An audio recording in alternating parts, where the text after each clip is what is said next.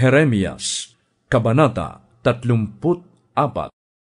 Ito ang pahayag ni Yahweh kay Jeremias nang ang Jerusalem at mga karatig bayan ay sinasalakay ni Haring Nebukadnezar ng Babylonia at ng kanyang hukbo.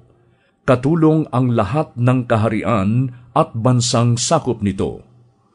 Pumunta ka at sabihin mo kay Haring Zedekias ng Huda ang ganito: Ang lungsod na ito'y ibibigay ko sa hari ng Babylonia at kanyang susunugin.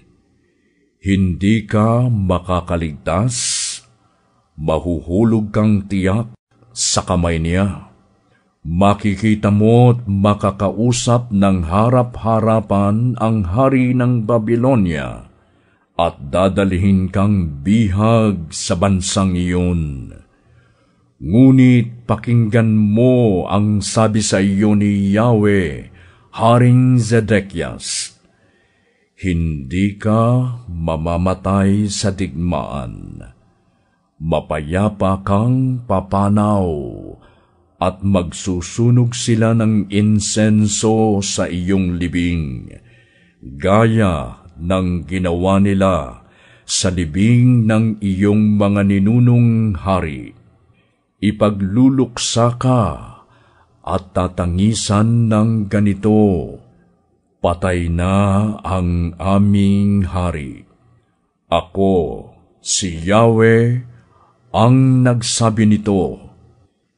Inulit namang lahat ni Jeremias ang pahayag na ito sa harapan ni Haring Zedekias ng Huda, nang panahong ang hukbo ng Babylonia ay sumasalakay na sa Jerusalem, sa Lakis at Azeka, ang nalalabing mga lunsod sa Huda. Ito na lamang ang natirang lunsod sa Huda na may mga kuta. Dumating kay Jeremias ang salita ni Yahweh, matapos pagkasunduan ni Haring Zedekias at ng mga taga-Jerusalem na palayain ang mga alipin. Lahat ng may aliping Hebreo, maging babae o lalaki, ay magpapalaya sa mga ito, upang hindi manatiling alipin ang kapwa nila Hudyo. Sumunod naman ang lahat ng pinuno at mga taong may mga alipin sa bahay. Pinalaya nila ang mga ito, at hindi na muling aalipinin. Subalit pagkalipas ng ilang panahon, nagbago ang kanilang isip at pilit nilang inaliping muli ang mga aliping pinalaya nila.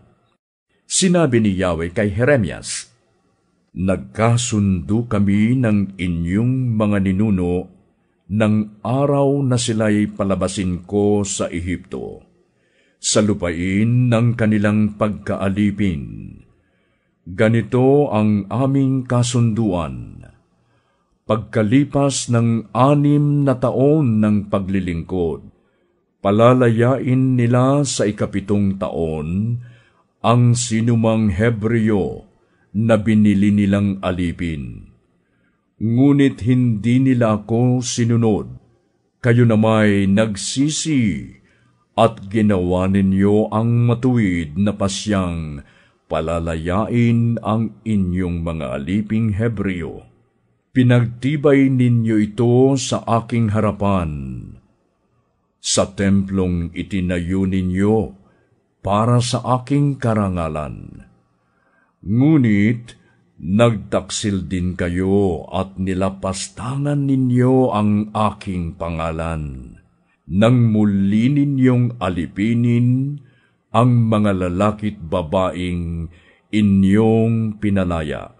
Kaya nga, sinasabi ni Yahweh, hindi ninyo ako sinunod, matapos ninyong ipahayag na palalayain ang inyong mga kalahi. Kaya naman, bibigyan ko kayo ng kalayaan, ang kalayaang mamatay sa digmaan, sa salot at sa gutom. Lahat ng bansa ay masisindak sa aking gagawin sa inyo. Nilabag ninyo ang ating kasunduan at hindi ninyo tinupad ang tuntuning sinang-ayunan ninyong gawin. Gagawin ko sa inyo ang ginawa ninyo sa guya na inyong pinatay, hinati at dinaanan sa pagitan. Ang mga pinuno ng Huda at Jerusalem, mga yunuko, mga pari at lahat ng dumaan sa guyang hinati ay ibibigay ko sa kaaway. Mamamatay sila, at ang bangkay nila'y kakanin ng mga ibon at mababangis na hayop. Ibibigay ko si Haring Zedekias ng Huda at ang kanyang mga pinuno sa mga kaaway na tumutugis sa kanila at sa hukbo ng hari ng Babylonia na tumigil na sa pagsalakay. Ako ang mag-uutos sa kanila at muli nilang sasalakayin ang lungsod na ito. Masasakop nila ito at susunugin.